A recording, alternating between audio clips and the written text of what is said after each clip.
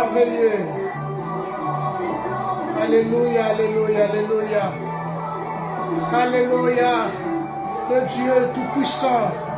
Alléluia. Le Dieu qui nous a donné fait grâce d'être compté parmi les vivants. Le Dieu de toute force. Le Dieu de toute suffisance. Le Dieu qui comble nos vies. Le Dieu qui m'a comblé. Le Dieu qui m'a béni. Le Dieu qui a changé ma vie. Alléluia. Que ton nom soit élevé. Que ton nom soit exalté. Alléluia. Toi qui accomplis ta promesse dans nos vies. Nous te bénissons. Nous te disons merci. Merci car tu vis éternellement. Merci car en toi il n'y a ni ombre ni variation de temps. Père éternel, merci. Père éternel, merci. Mon âme te bénit. Mon âme te loue car tu es le roi du ciel. Mon âme t'exalte parce que tu ne changes jamais. En toi il n'y a ni ombre ni variation de temps. Père éternel, merci. Merci pour cet après-midi merveilleux. Merci parce qu'il y a du soleil. Merci pour le bon moment, pour le bon temps. Merci, tu fais pleuvoir sur les méchants et sur les justes. Merci, tu renouvelles ta bonté, Seigneur de gloire, dans nos vies. Nous t'élevons, toi qui as créé les cieux et la terre. Toi qui nous as créés. Je te bénis, je te loue. Merci, merci, merci. Merci, merci éternel des armées. Merci le Dieu tout-puissant. Merci, merci. Merci parce que beaucoup sont morts. Père éternel, ils étaient plus mieux, plus meilleurs que moi. Mais Seigneur, tu m'as fait grâce d'être vivant jusqu'aujourd'hui. Père, merci. Merci. Je reconnais, Seigneur de gloire, que tu peux tout. Et rien ne peut s'opposer devant tes pensées. Tu es l'admirable. Tu es le roi. Tu es le Dieu tout-puissant. Adonai. Je te loue, le Dieu de Bethel. El Bethel, ô Dieu des armées. Le Dieu qui vit éternellement. Elohim. Papa, merci. Papa, merci. Papa, merci. Toi qui accomplis toutes choses dans nos vies, tu fais toutes choses bonnes à ton temps. Et rien ne s'oppose à tes pensées. Papa, merci. Une fois encore, nous te disons merci. Car nous ne doutons point devant ta parole. Nous croyons à la prophétie, nous croyons à la promesse de Dieu. Nous croyons que tout ce que tu nous as promis, Seigneur, tu l'accompliras. Comme la Bible nous dit, s'il n'est pas encore accompli, attends-la, elle s'accomplira certainement. Papa, merci. Je crois, je te bénis, je te loue, Jésus, Jésus, Jésus, Jésus, Jésus. Alléluia, alléluia, alléluia, alléluia. Papa, merci. Père éternel, nous recommandons ces moments entre tes mains. Sois le Dieu qui fait tout. Sois le Dieu qui nous va enseigner, qui va nous enseigner, qui va nous corriger et qui va nous instruire. Encore cet après-midi, en ce dimanche, Seigneur, 12 mai 2024, nous saluons ta présence. Nous te louons, ô Dieu des armées. Nous te bénissons. Papa, merci. Merci, merci, merci parce que nous allons commencer avec toi. Seigneur, on continue avec toi et termine avec toi, car tu es notre Dieu. Merci parce que tu vas nous parler. Merci parce que tu vas nous corriger encore en ces jours. Nous te bénissons et tout ce qui va nous suivre, Père éternel, bénis-les, bénis-les, bénis-les, sanctifie-les par ta parole, car ta parole est vérité. Seigneur, merci. Merci. Dans le nom de Jésus. Amen. Bonjour à tous, bonjour à maman Virginie, bonjour. Bonjour tout le monde qui va nous suivre. Il va écouter les amoureux de la bonne parole, les amoureux les amoureux de la parole de Dieu. Nous vous disons merci et nous vous saluons. Nous sommes dimanche 12 mai 2024. Dieu nous a fait grâce d'être comptés parmi les vivants. Dieu nous a fait grâce d'être en vie. Dieu a fait de nous ses enfants glorieux. Nous portons la marque de Jésus-Christ. Nous ne portons pas la marque de ce monde. Nous ne portons pas la marque d'autres pères de gens de ce monde, mais nous portons la marque de Jésus. Car toi qui as dit dans ta parole, efforcez-vous d'entrer dans le royaume. Tu nous as choisi d'être des membres de ta famille, la famille que tu as créée, la famille que tu as glorifiée, la famille que tu as honorée. Voilà pourquoi nous sommes là, Père éternel, pour te rendre grâce, pour te bénir, pour te dire merci. De loin que nous venons, Seigneur de gloire, tu nous as pris, nous étions encore des jeunes. Nous avons passé toute notre vie, Seigneur, à faire que ta volonté, à enseigner, malgré le bas et le haut, mais nous continuons, Père éternel, devant ta face, de ne pas oublier ce que tu as fait dans nos vies. Nous sommes reconnaissants, Père, nous sommes reconnaissants, Jésus. Voilà, cet après-midi, nous sommes encore là. Seigneur, merci. Et beaucoup de gens qui vont nous écouter, qui vont nous suivre. Père, je crois, Seigneur, tu vas nous enseigner, tu vas nous corriger. Bien-aimés, frères et sœurs, nous avons passé les dimanches passés, nous avons parlé d'un thème qui est intitulé « Quand tu fais doute à la promesse de Dieu ». Je voulais tout court nous rappeler, de nous dire de ne pas douter devant la parole de Dieu. Car la doute, c'est un état, l'état d'un homme qui ne sait pas croire. Il y a des gens qui sont dans le monde, qui ne se croient même pas en lui-même. Il n'a pas confiance en lui-même. Il doute de lui-même. Donc tout ce que lui fait, pour lui, c'est pas bon. Il doute de ne pas avoir un bon mariage. Il doute de ne pas avoir la paix. Il doute d'évoluer dans la vie. C'est comme si il est stationné sur place. Donc il ne croit pas à lui-même. Non, mon frère, ma soeur. Douter, ce n'est pas bon. Il faut croire en soi-même. Car Dieu t'a créé pour avancer. Non pour reculer. Tu n'es pas le moindre. Tu n'es pas inutile. Tu es utile. Dieu sait pourquoi il t'a créé. Dieu sait pourquoi il t'a créé femme ou homme. Au commencement, Dieu avait dit, créons l'homme à notre image et à notre ressemblance. Si tu crois que tu as la ressemblance de Dieu, alors il faut glorifier Dieu. Je n'ai jamais vu Dieu échouer. Je n'ai jamais vu un prince, une princesse de la Belgique échouer. Car il sait que tout est à lui, tout est devant lui. Et pourquoi toi tu vas échouer? Alors ce qui te fait échouer, c'est la doute. Il ne faut pas douter. Il ne faut pas douter. La doute, c'est un élément que le diable utilise pour nous distraire, pour nous éloigner de Dieu, pour ne pas croire en soi-même. Ceux qui sont des riches aujourd'hui, ils n'ont pas rêvé d'être riches, mais ils ont fait quelque chose. Ils croyaient qu'il peut avancer, il va réussir. Ils ont essayé, ils ont réussi. Pourquoi pas toi? Pourquoi pas moi? Douter, ce n'est pas bon, mes frères. La promesse de Dieu, c'est l'action de promettre quelque chose ou un engagement. Or, nous, tant que des enfants de Dieu, nous sommes Dieu engagé à nous donner la vie éternelle. Voilà pourquoi il dit, cherchez premièrement le royaume et la justice de Dieu. Tout ça sera à vous donner par-dessus. Tout ce qui reste, ce sont le mariage, le bien de ce monde. Dieu va nous donner parce que nous sommes ses enfants, il est obligé de les faire. Mais le problème c'est toi parce que tu ne crois pas à la parole de Dieu. Tu doutes. Je vous ai dit le dimanche passé, Pierre, il a vu Christ marcher sur les eaux. Et Pierre dit, si c'est toi, il croyait c'est un fantôme. Alors Pierre dit, si c'est toi, Dieu ordonne que moi aussi je marche. Le Christ lui a dit, viens. Il a commencé à marcher sur les eaux.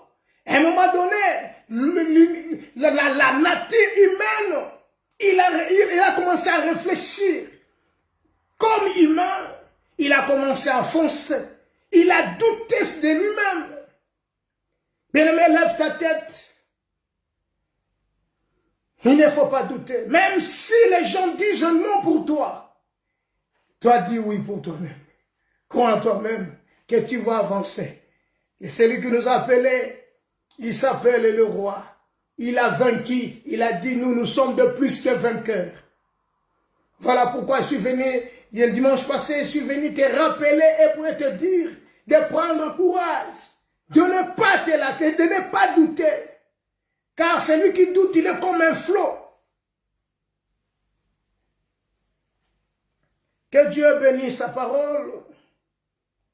Que Dieu nous bénisse. Que Dieu nous rend vraiment de femmes et des hommes fortes pour son œuvre. Aujourd'hui, nous avons publié un thème qui est intitulé « Ôtez le Dieu étranger ».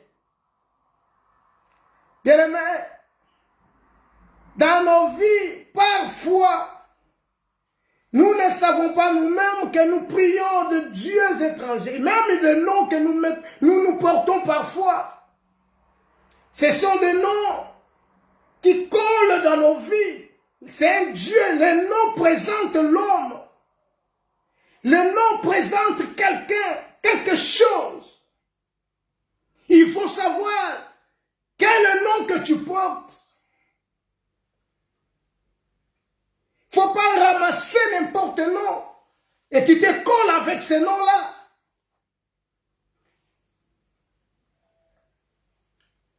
Le Dieu étranger, Dieu c'est un nom.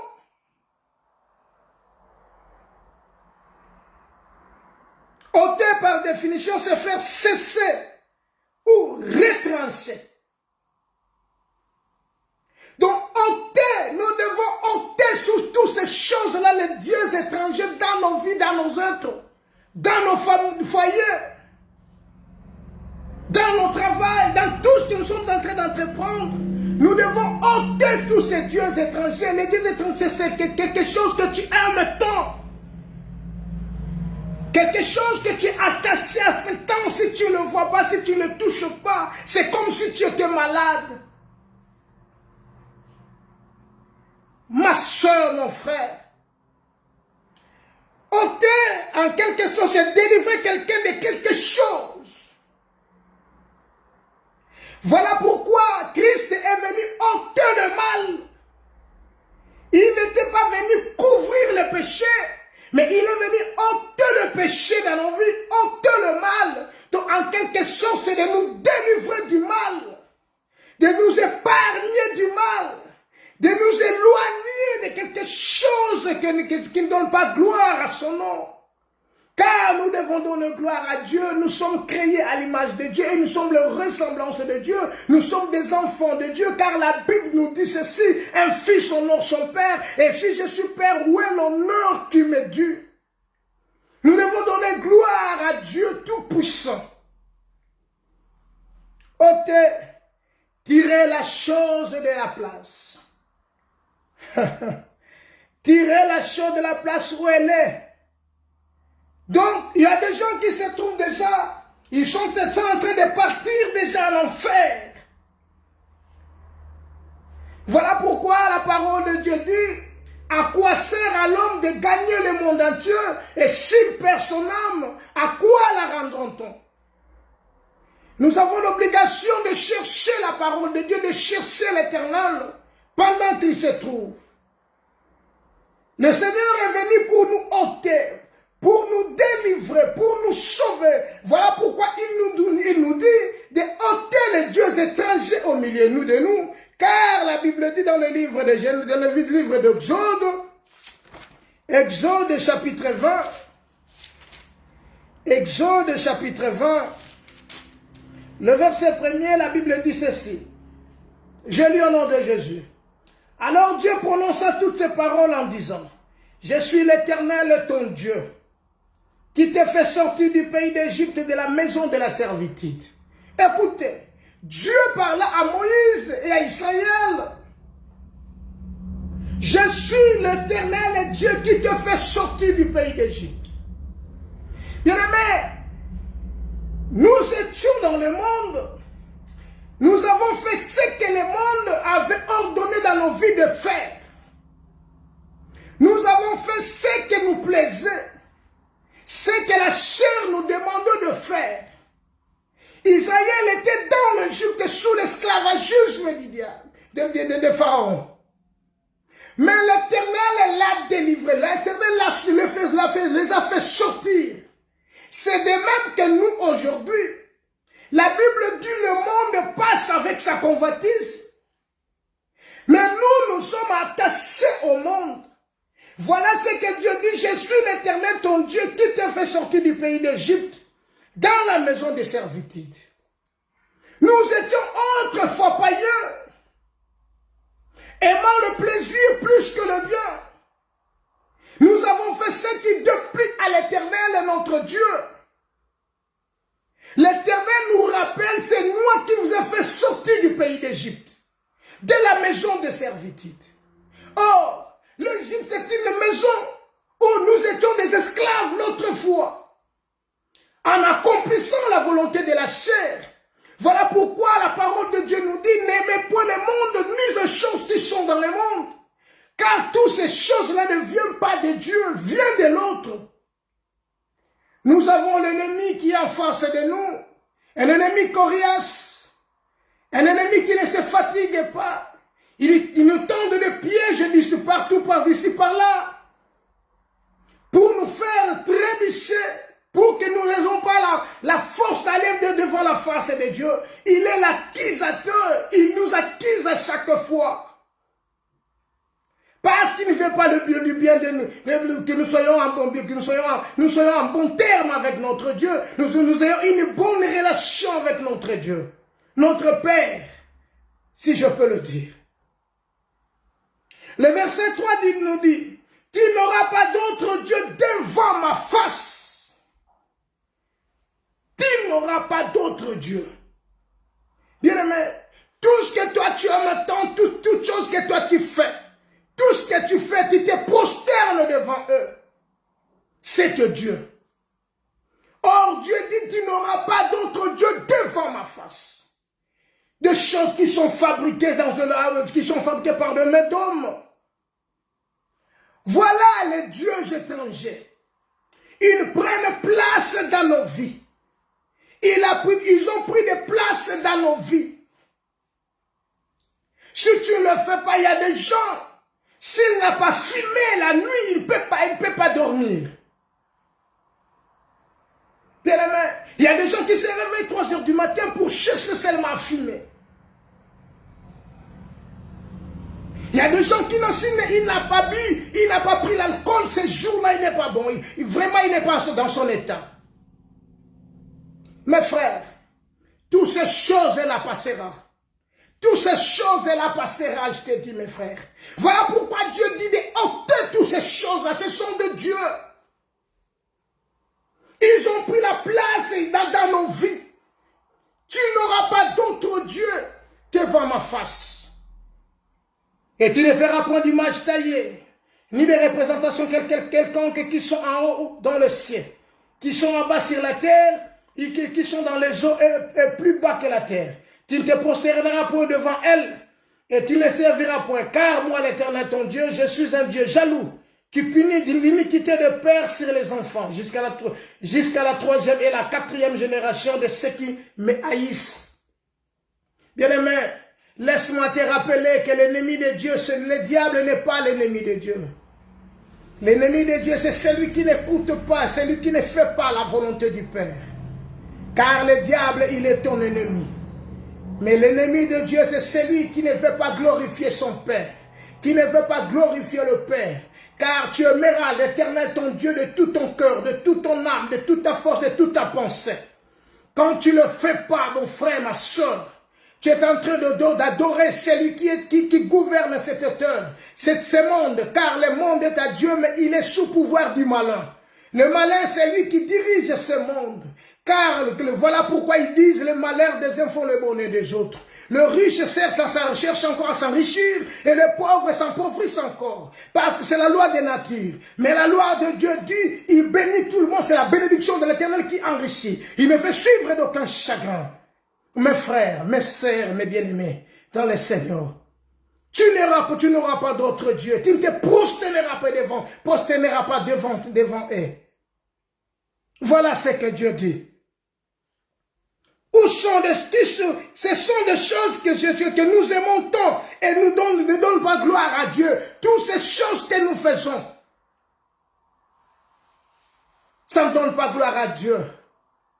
Ce sont de dieux étrangers. Ce sont des dieux étrangers qui ont pris la place dans nos vies. La haine, la jalousie, toutes ces choses-là ne donnent pas gloire à Dieu. Ce sont des dieux étrangers. Car Dieu s'appelle amour. L'amour pardonne tout. Tu aimeras l'Éternel et tu aimeras ton frère comme toi-même. Pourquoi tu haïs ton frère?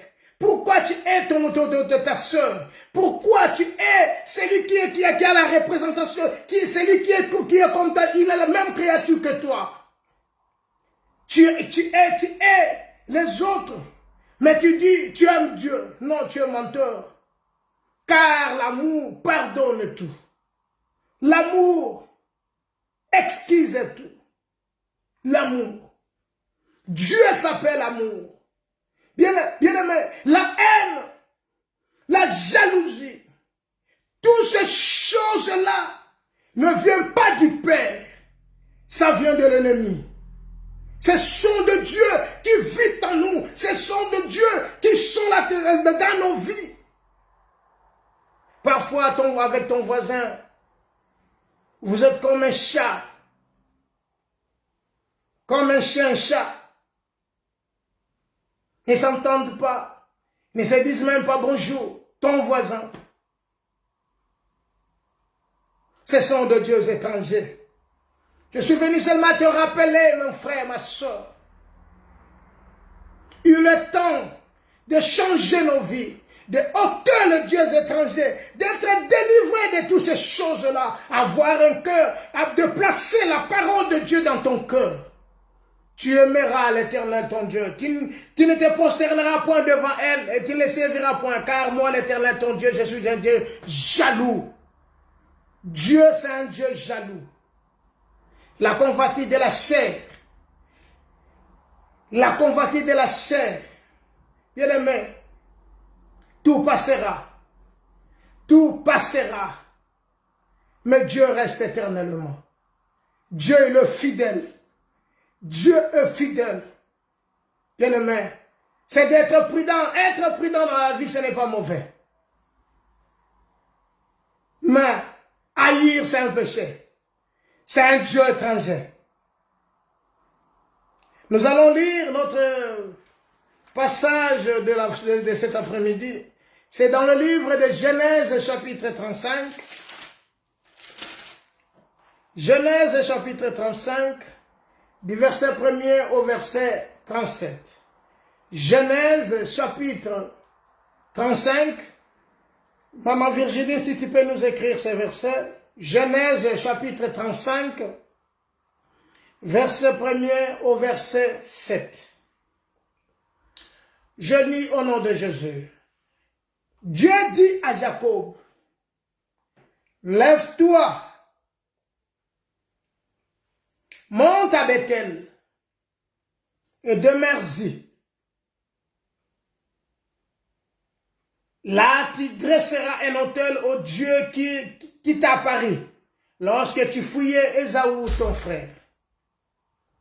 Jacob dit à sa maison et à tous ceux qui étaient avec lui, ôtez le Dieu étranger.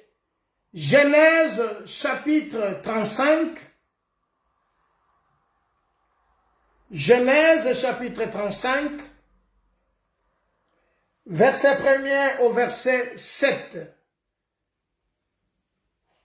Genèse chapitre 35. Jacob dit à sa maison et à tous ceux qui étaient avec lui, ôtez les dieux étrangers qui sont au milieu de vous. Purifiez-vous et changez de vêtements. Genèse 35, verset 1er au verset 7. Ôtez les dieux étrangers qui sont au milieu de vous purifiez-vous et changez de vêtements. Ce n'est pas Genève, Genèse, Genèse.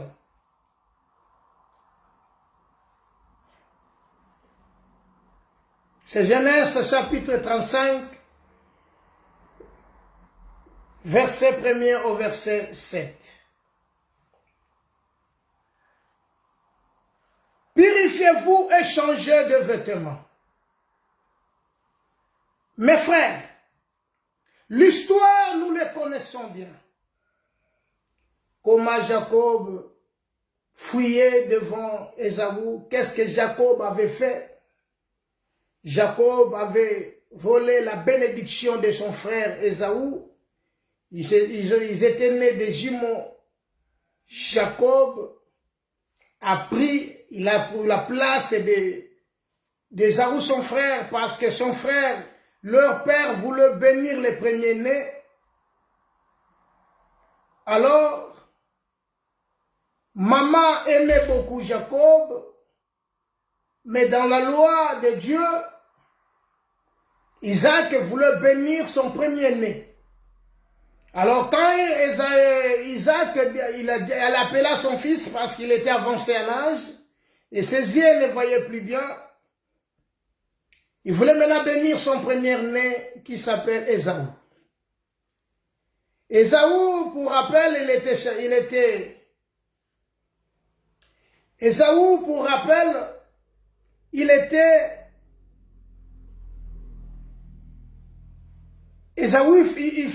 cultivateur.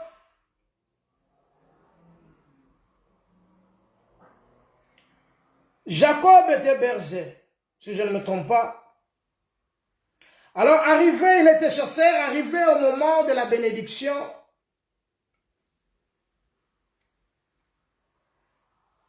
Isaac voulait maintenant bénir ses enfants. Il appela son premier-né allait chercher un bétail pour préparer un mets pour que son père le bénisse. Sa maman a tout fait pour que Jacob soit béni à la place d'Ésaü. Jacob était béni, et quand Ésaü est venu de la chasse, Isaac lui a raconté ce que tu peux lire dans le livre de Genèse 28, Genèse chapitre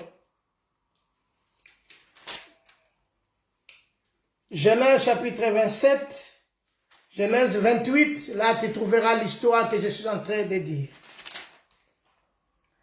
Alors, Jacob, chapitre 29, Jacob a pris la fuite, aller en Charan chez son oncle, le frère de sa mère. Maintenant, le problème, ce n'est plus là. Jacob a passé beaucoup de temps chez son oncle Laban.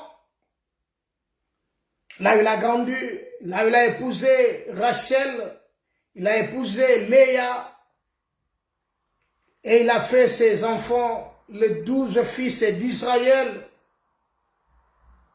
Jacob les a fait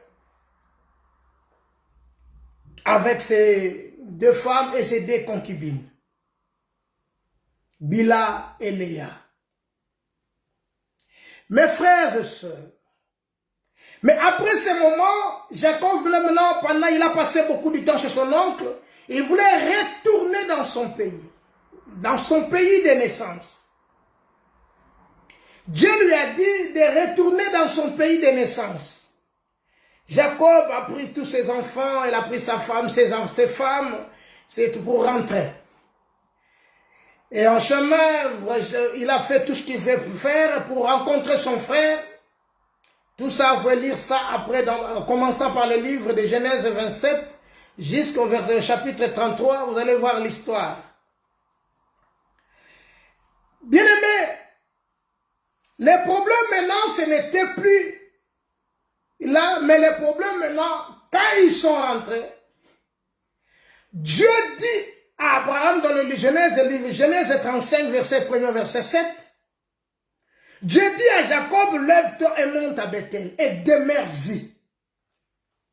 Là, Tu dresseras un autel au Dieu qui t'apparut lorsque tu fouillais Ésaü, ton frère.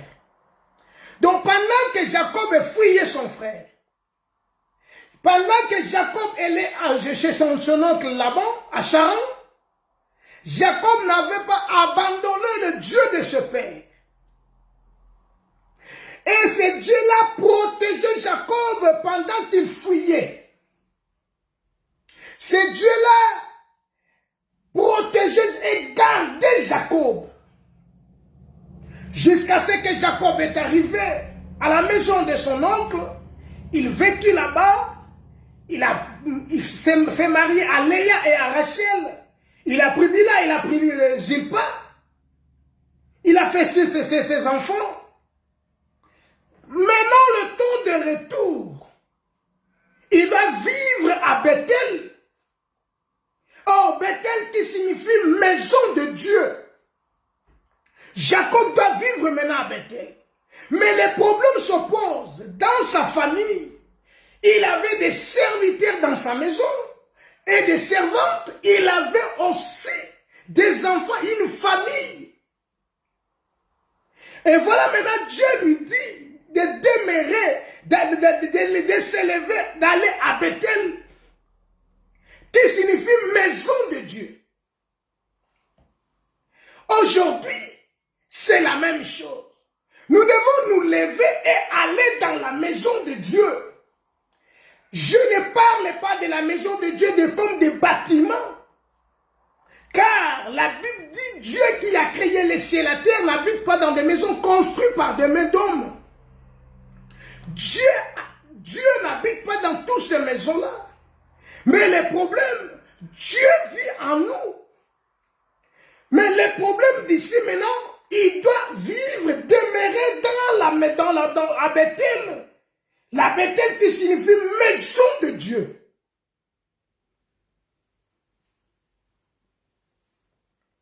Et lorsque il arrivera à Bethel, il doit adresser un autel. L'autel pour donner des sacrifices, pour offrir à Dieu ce que Dieu lui a donné. En quelque sorte, c'est pour remercier Dieu, pour rendre grâce à Dieu, pour honorer Dieu, qui l'a protégé et qui l'a gardé. C'est de même aujourd'hui. Dieu t'a gardé, tu es en vie. Si tu fais marche en arrière, 10 ans ou 15 ans après, tu as perdu tes amis, parfois ta famille, qui sont morts. Mais toi, tu es en vie. Le problème, si tu vas habiter dans la maison de Dieu, habiter à Bethel, tu dois dresser un autel pour offrir à l'Éternel quelque chose. Tu dois offrir à Dieu. Qu'est-ce que tu peux lui offrir? Le problème, Jacob maintenant, il a tout compris parce qu'il a écouté Dieu. Il a écouté ce que Dieu lui dit. De demeurer dans la vie de Bethel. De ne pas quitter Bethel. De vivre à Bethel. Nous avons aujourd'hui le corps de Christ qui est l'église. Nous devons habiter dans cette église qui est le corps.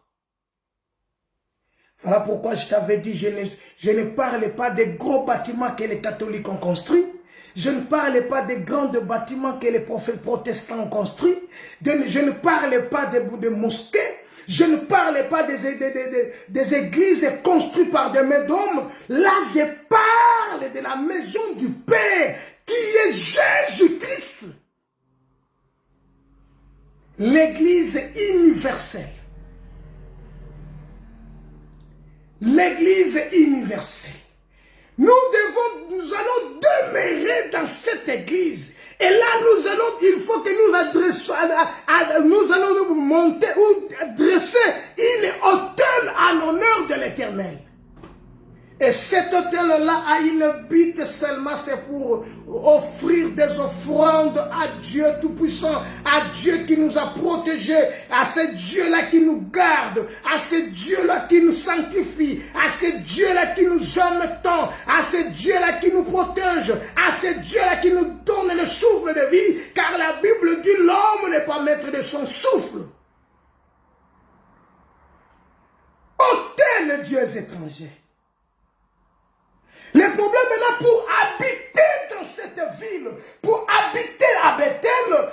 Jacob a compris, parce que Bethel, je dois vivre à Bethel, il ne faut pas que je vive avec des dieux étrangers. Comme il a écouté le message venant de Dieu, Jacob a pris maintenant la décision de parler maintenant à sa famille. Écoutez le verset 2. Jacob dit à sa maison et à tous ceux qui étaient avec lui: ôtez les dieux étrangers qui sont au milieu de vous, purifiez-vous et changez vos vêtements. Car l'homme ne connaît pas le cœur de l'homme. Je ne te connais pas, je connais ton visage, mais ton cœur, moi, je ne le connais pas. Jacob, malgré ça, c'est mes enfants, c'est ma famille. Mais dans sa famille, dans sa maison, il a aussi des étrangers, tous qui habitent dans sa maison. Jacob dit: ôtez les dieux étrangers, car nous allons habiter à Bethel. Nous allons habiter dans la maison de Dieu, en d'autres termes. Nous devons ôter les dieux étrangers. Nous devons ôter tout ce qui ne donne pas gloire à Dieu. Nous devons ôter tout ce qui est du mal. Nous devons ôter tout ce qui donne gloire de ce monde. Nous devons ôter la méchanceté. Nous devons ôter toute la cupidité, la jalousie, la haine. Nous devons ôter toutes ces choses-là pour mieux vivre dans la maison du Père. La maison du Père, c'est le corps du Christ. Paul dit, nous sommes ses membres, dont lui, il est la tête. Il a fait de nous, l'autre est le membre, l'œil, l'autre est l'oreille, l'autre est la bouche.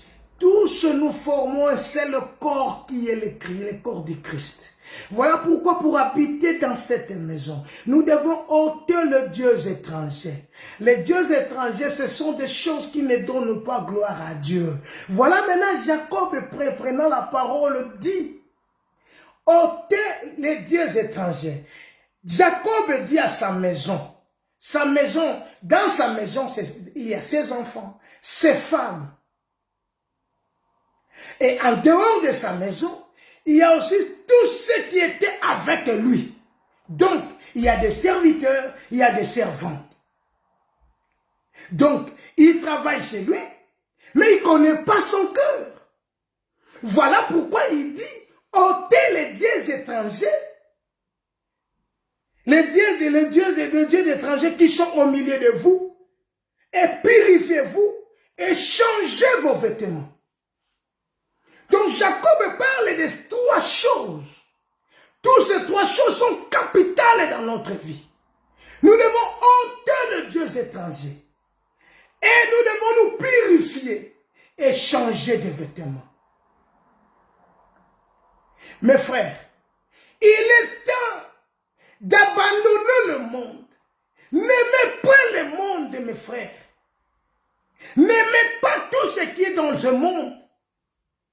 Sanctifiez-vous, purifiez-vous, changeons nos vêtements, c'est changer nos habitudes, changeons notre façon d'être, changeons notre façon de vivre. Nous devons les changer. Car la maison où nous allons habiter, la ville que nous allons habiter s'appelle Bethel. À Bethel, nous allons demeurer.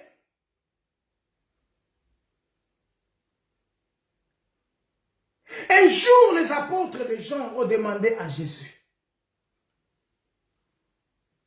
ils ont dit à Christ, Maître, où demeures-tu?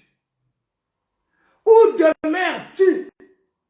Christ te dira, les oiseaux du ciel ont leur demeure. Les loups ont des nids. Mais le Fils de l'homme n'a pas où pour reposer sa tête. Nous avons des maisons où nous demeurons. Mais le Fils de l'homme n'a pas où il fait demeurer et reposer sa tête. Voilà pourquoi il est le bon endroit pour aller demeurer dans la paix. Pour vivre dans la paix. Pour reçu. C'est la maison de Dieu, c'est Bethel. Mais il y a une condition. Et cette condition, c'est de ôter le Dieu étranger. C'est de ôter ceux qui ne donnent pas gloire au Père. Après avoir vécu beaucoup de temps chez son oncle, et marié Léa et Rachel, et comment l'homme avait pris la décision en obéissant à la parole de Dieu. Il a obéi ce que Dieu lui a dit. Demeurez-y et tresse un hôtel. Donc prépare maintenant ton cœur et donne-la offrande à Dieu. Voilà pourquoi la parole de Dieu dit, mon fils, donne-moi ton cœur et que tes yeux se plaisent dans mes voies. Je me tiens à la porte et je frappe. Si quelqu'un entend ma voix et ouvre la porte, j'entrerai chez lui et je souperai avec lui. Apocalypse chapitre 3, verset 20.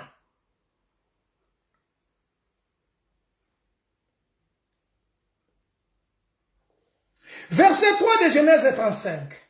Nous nous lèverons et nous monterons à Bethel. Là, je dresserai un autel à Dieu qui m'a exaucé dans les jours de ma détresse. Bien-aimé, si tu prends ta demeure, la maison du Père, Bethel, le jour de ta détresse, c'est le Dieu qui peut te consoler. C'est le Dieu qui peut te venir te fortifier. C'est le Dieu qui peut venir t'encourager. C'est le Dieu qui peut t'aider. Car le monde passe avec sa convoitise. Le monde aime le malheur des uns et des autres. Mais ce que Dieu cherche dans ta vie, c'est la paix. Dieu veut que tu sois en paix. C'est ça Dieu. Bien-aimé, le monde ne peut pas te donner la paix.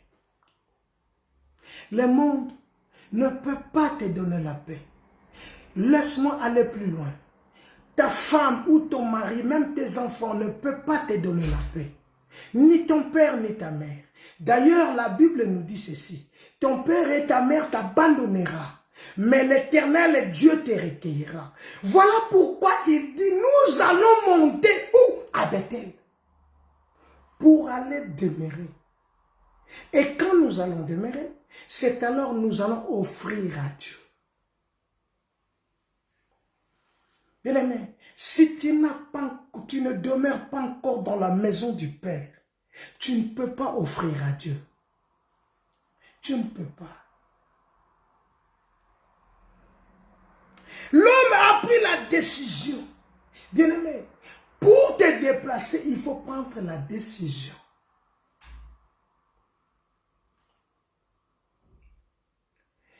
Bien-aimé, sans la décision, tu ne peux pas réussir. Tu ne peux pas vivre en paix.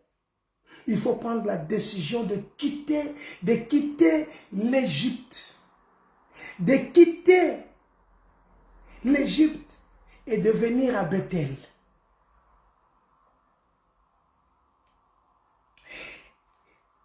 Il est retourné dans le pays de sa naissance. Mais pendant le chemin, il a croisé beaucoup de choses. Le verset 3. Dieu qui m'a exaucé les jours de ma détresse, qui a été avec moi pendant le voyage que j'avais fait. Ce Dieu-là l'avait protégé pendant son voyage. Ce Dieu-là t'a protégé depuis ta naissance jusqu'à aujourd'hui. il t'a protégé. Qu'est-ce que tu peux donner à ces dieux-là? Car il remplit le ciel et la terre. Il remplit le ciel et la terre. La parole de Dieu dit ceci. Si j'avais faim, je ne te le dirais pas. Si j'avais faim, je ne te le dirais pas. Car tout est à Dieu. Tout est à Dieu. Mais Jacob a compris. Donc je dois quitter là où je suis pour aller maintenant à Bethel. Et là-bas, j'ai une seule chose à faire. C'est de dresser l'autel pour offrir à l'Éternel, mon Dieu. Ils donnèrent à Jacob tous les dieux étrangers qui étaient entre leurs mains et les anneaux qui étaient dans leurs oreilles. Jacob les enfouit et sous le térébinthe qui était à Sichem.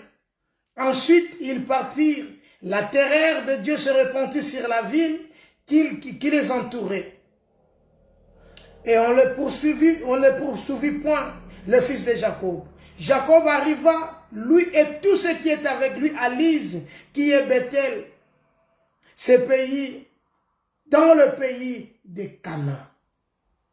Bien-aimé, quand ils ont pris la décision de se destituer, ils ont pris tous les dieux étrangers. Ils ont pris tout ce qui était. Jacob a fouillé même dans leur térébinthe. Jacob a fouillé. Il a pris toutes ces choses-là qui ne donnent pas gloire à Dieu. Mais aujourd'hui, Dieu te laisse le maître et la maîtresse de ton cœur, de ta vie. Voilà pourquoi Dieu te dit de s'approcher de lui. Oh mes frères, le problème maintenant c'est Jacob parce que Dieu s'est révélé à lui disant de demeurer à Bethel. Oh, Bethel est la littérature de la maison de Dieu. Mes amis frères, le problème c'était Jacob. Il venait d'écouter la voix ou le message de Dieu et qui voulait. Mais cet homme et sa famille doivent maintenant annoncer à sa famille. Nous allons vivre ici. Nous allons quitter ici pour aller à Bethel. Et notre grand problème, c'est de ôter le Dieu d'étranger qui est au milieu de nous. Dans la maison du Père, il n'y a pas de suivre. Dans la maison du Père, il n'y a que la sainteté dans la maison du Père. Voilà pourquoi il dit, purifiez-vous et changez le vêtement. Le vêtement, ce sont de bonnes œuvres. Si tu faisais mal aux autres, bien aimé, il est temps de faire du bien aux autres. Il est temps de faire du bien, de ne plus faire du mal aux autres, mais de faire du bien aux autres. Car il est temps, Dieu t'appelle, mon frère, ma soeur, de faire le bien. Il est temps de faire du bien. Nous allons lire pour clôturer 1 Pierre chapitre 2. 1 Pierre chapitre 2.